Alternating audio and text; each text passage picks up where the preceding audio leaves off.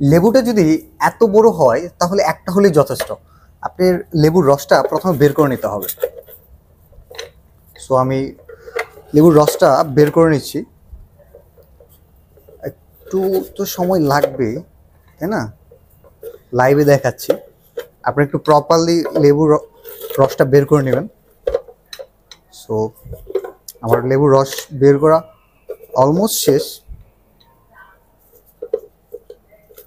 এখন আমি কতটুকু লেবুর রস বের করলাম? এখানে 25 ml লেবুর রস আছে। সো এই লেবুর রসটা আমি গ্লাসে দিচ্ছি। তারপর যেটা করব, আমি কিছু আইস দিব এখানে।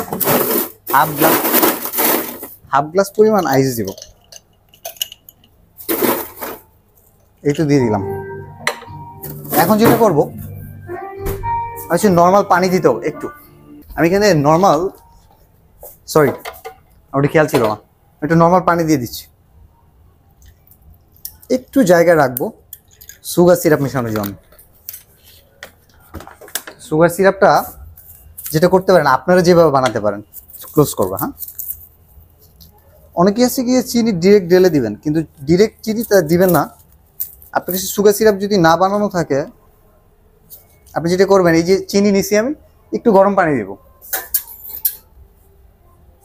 এই গরম পানি দিয়া চিনিটা মেল্ট করে নেব।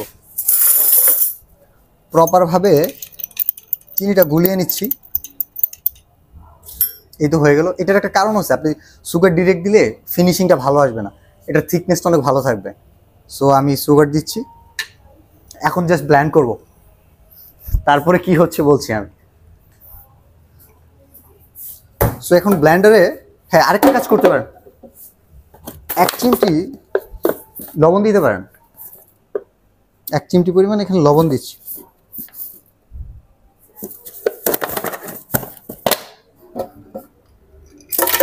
এই যে ব্লেন্ডার রাখছি, ব্লেন্ড করছি।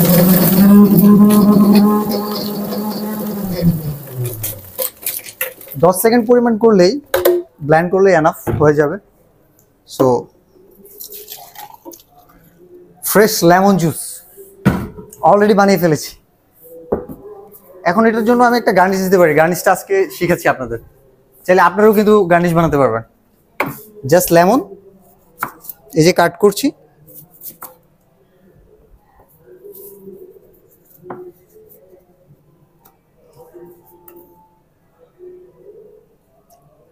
এই তো গার্নিশ হয়ে গেল।